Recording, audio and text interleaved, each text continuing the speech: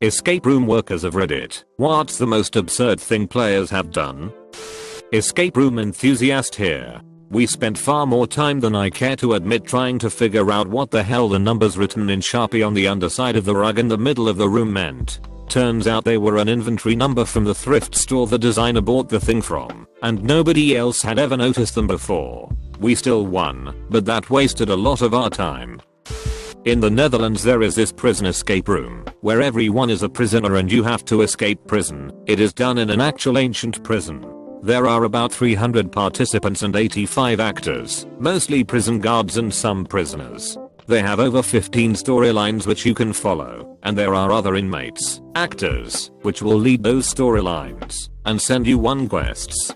Coming back to the question, at the beginning they warned everyone that no physical contact is allowed, because during the first time people would actually threaten each other to get money and guards have been attacked. Also they had to warn people that you weren't supposed to try climbing the 50 feet high prison wall.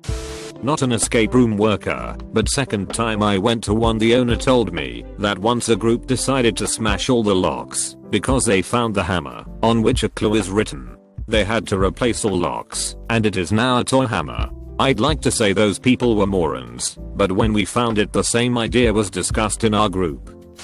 Had a group come in, I noticed they had been drinking a little, but seemed mostly fine. So I let them into the room and start the clock. They were just wandering around. At the half an hour mark they were laying on the floor and rolling around. They didn't do any harm to the room. I don't remember if they even solved one puzzle. When I let them out after an hour they claimed it was fun. But they didn't really do anything, and did they remember it the next day? IDK. I feel kinda bad about the time our group unscrewed half the pictures on the wall using a paperclip, since none of us had the sense to think that maybe the pictures being screwed down was a sign we weren't supposed to look behind them. Edit. To elaborate, we managed to crack the combination lock to a drawer, which had a jar of paper clips in it, to which our reaction was, do we have to pick a lock?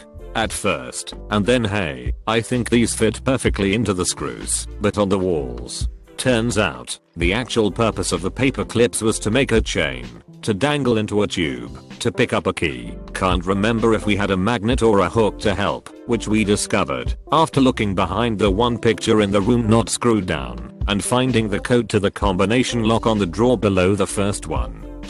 First thing I had to learn working at an escape room, everything, yes everything, in the room was going to be dismantled, pulled on, or messed with in some way. Have a screwdriver in the room, maybe there's a clue in the light switch cover. Black light, must have to take it completely apart. TV for clues, must have to unplug/change inputs. And anything not nailed down is bound to be broken. I was the player here. This was a horror themed escape house with people in costumes screaming at you from time to time with chainsaws and shit. We were in a room with an open jail cage and we knew the next clue was in that cage, but it's pretty obvious that cage was designed to scare the shit out of whoever was inside. I waltzed in, the cage door slammed shut behind me. I took the note and slipped myself out between the bars. We waited for several minutes until I slipped back into the cage so the game could progress. Later on the workers told us they were really surprised when I had slipped out of their trap and were trying to figure out what to do next. One time, a group was trying to figure out the code to a locked compartment. So this huge guy in the group decided this was a waste of time and tried to rip off the compartment door with his bare hands. He was almost successful, but we stopped him before he could do further damage to the door. He didn't understand what was wrong. Another one happened where a group were handcuffed and they couldn't find the key. The game master was trying to give them clues to find the key, but they still couldn't find it. So one group member thought it would be best to use his leg. There was a table in the room with some items on it. He proceeded to knock over all the items with one kick. That group didn't win. Obligatory not a worker, just done a lot of escape rooms and chatted with the staff. These are the dumbest people I've been told about. One of the rooms is based on Jumanji and has a waterfall with real water in it. Enough people have tried to drink the water that they had to tell people not to in their opening spiel. One of the rooms has a bunch of museum style display cases with glass covering the top with different puzzles inside. One of has sand in it and small holes in the top. Someone tried to tip the display case over and get the sand out so they could read the hidden message. When the game master told them to stop doing that, she stopped momentarily and then tried again 2 minutes later. The game master told her if she did it again she'd be kicked out, and the woman said, just making sure you're paying attention. People constantly try to pull up floorboards or tear down wallpaper in the horror themed room, even after they're told there's nothing hidden there and warned not to do it, or they'll get charged for the damage. Hey, one I can answer. Kinda. I was a dude in the room.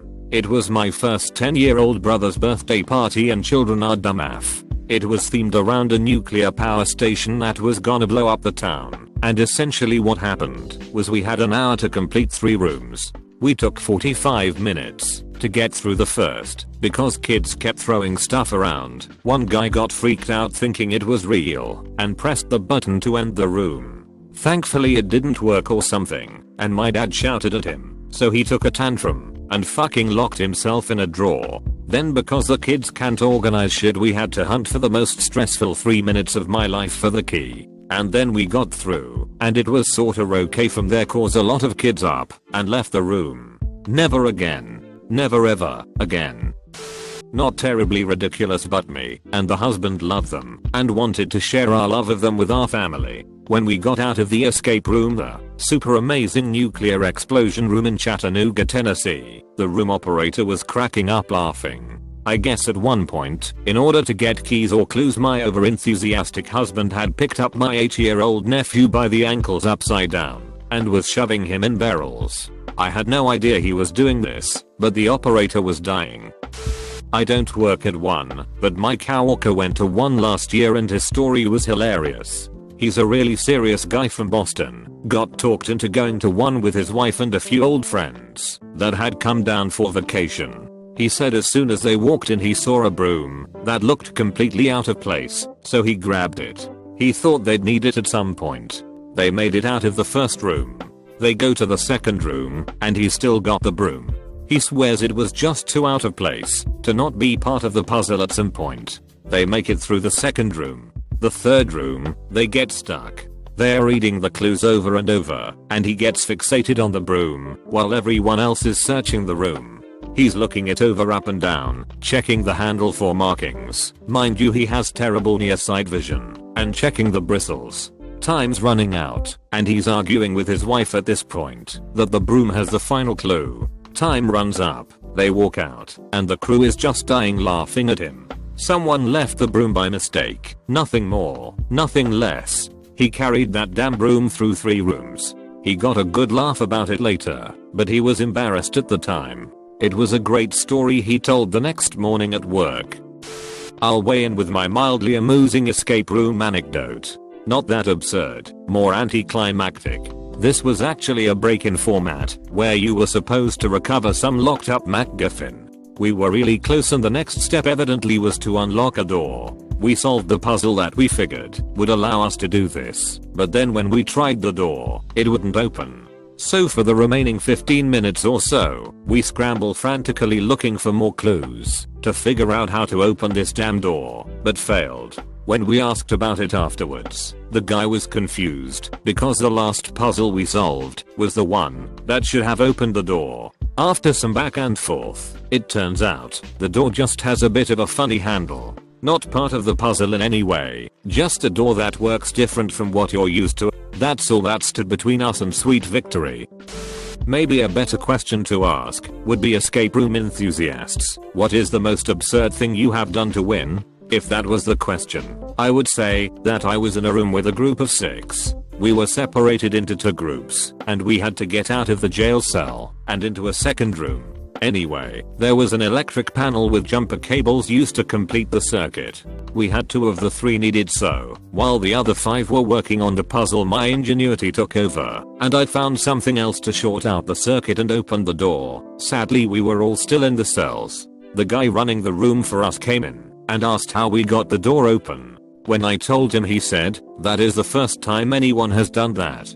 We escaped with several minutes to go, but not before we accidentally opened the last clue prematurely. I think that they were glad to be rid of us. I have a fun one. The escape room I used to work in had an outdoors riddle hunt alongside the normal escape room setup. The boss never cared to explain to me how the outdoors hunt worked, so I always picked shifts only when no one had ordered the outdoors thing. Once, however, unannounced, this drunk bachelorette party showed up claiming that they ordered the outdoors hunt. There was some bug in the ordering software, and while I was explaining myself they demanded a striptease. I did not do it, obviously. Regardless, they did the room instead, and pretty well actually, and then they gave me a fat tip. Cheers. Oh my god, my time has come. People do dumb shit in escape rooms constantly, but that's the whole point, and it's usually in good fun. The best part of my old escape room job was that it was literally right next door to a brothel. People would frequently come to our door not realizing that they were one door over from where they wanted to be and ask, "Hey, how much?" Me, in my customer service voice, "Well, it depends on how many people you bring. It's $40 each if you're a group of 2, and goes down to $32 each if you're a group of 8. Usually we recommend groups of 4 to 6 people. That seems to be the sweet spot. Their looks of horror will make me laugh forever." Not a worker, but a participant. My friend thought the solution to a puzzle was to press on the corners of several framed pictures in a specific sequence. The box wasn't unlocking itself from what he thought was the correct solution, so he pressed on the corners harder. Needless to say, one of the frames broke, and the glass panel covering the picture fell out and shattered on the ground. We had to call the workers in to help clean up the glass shards. Didn't get in any trouble and we ended up escaping the room though. Once did an escape room with work. One in Birmingham, UK, Sherlock Holmes themed room. I walk in last, spot a flat cap on the door, and, as I have an innate need to wear any hat I find, I stuck it on my head. 25 minutes later we still haven't cracked the first clue, which requires us to find a key. You'll know where this is going. We asked for help. The detective likes his hat. Lo and behold, the first clue has been on my head for almost half of the allotted time. A friend did a Halloween escape room where they started in cages. The bars were pretty wide, so he just squeezed through and started to let everyone out. Then someone on a loudspeaker came on and told him to get back in the cage and do it right, so he squeezed back in. They ended up winning anyways, but I think any solution should be a valid one, lol. I went to one where there were 3 identical rooms which teams competed in at the same time. If you finished, you then got to watch and listen to the other teams. Our team did pretty well, and we got to watch the other 2 teams try to complete it. Anyway, there was this one lock which was a number combination, and you solved it by finding some sheet music in a book with 5 notes on it which corresponded to numbers. The piece was entitled The Key or something similar, so you knew you needed it for the lock. Anyway, this other team, instead of converting to numbers and putting in the combination, chanted this 5-note tune at the lock. When it did not work, they tried again, then someone else tried. This went on for 10 minutes and got louder and louder. Eventually the game master stepped in and told them it was not going to work. Apparently they were the only team ever to do that. Not an escape room worker, but I did one with a team of fellow students leading up to a long-term project, so we could get to know each other. We were on record pace when we reached a point where we got stuck. After 15 to 20 minutes of checking and rechecking most of the things we had gone through thus far, we got a hint that we had actually unlocked the next step already, and the container we were supposed to retrieve a key from wasn't really locked anymore but jammed. We just had to pull very hard. Sucks because this might have cost us a record time. Finally, a question I can answer. Most of the time people are just plain stupid, which can be fun and frustrating depending on how the people react to realizing it. It's very annoying when the people are cocky beforehand and then don't manage anything without a hint and somehow blame us for messing up. There's also been instances of people throwing up or trying to use the prop toilet inside of one of the backquote prison cells. But I think my favorite absurd thing was the one proposal I had while I worked at an escape game. You might think, well, isn't that romantic? And I thought so too, until I found out that escape rooms aren't just something they both love. That makes the proposal unique. It was the first room ever. Never played an escape game ever. Weird choice of scenery to propose. Even weirder when you consider that they took 2 friends with them. But it doesn't end there. They barely managed to get out, and the ring was hidden in the very last queue, so if they hadn't managed, shit would have become very awkward. It did anyway, because when he proposed, neither of their friends really reacted to it, just stood there blankly, which was made even worse by the fact that the guy was supposed to film the whole thing, which he didn't, and the other girl didn't even know he was proposing, so the surprise at least should have coerced a smile out of her. Nothing. The proposal speech was also delivered with as much passion as a paper bag, and as it turned out the dude told everyone at the reception that he didn't really want to marry her, at least not for the time being, but she got pregnant, so now it kind of pushed him into it. She said yes, but holy shit, all of us watching were hoping she wouldn't. Now imagine proposing, or even worse being proposed to in an escape room, knowing you are being watched and listened to through cameras. What an absurd choice to make. Not a worker, but there was that time when one person had to crawl under a bed to go to a secret room behind a mirror where we could find the key to the exit. I was the shortest member of the group, so naturally they sent me. I crawled the first time, grabbed the key, and went back to the tunnel. When I tried to open the hatch, the handle stayed in my hand because my role as person behind the mirror was not over. I panicked like I had never panicked before and went back as soon as I could to the room. Too bad I forgot there was a turn in the tunnel. I hid my face against the wall, then tried to get up by reflex and hit my head on the ceiling. And on top of that, my knees were hurting because of how fast I was crawling. I almost kept a black eye for a week afterwards.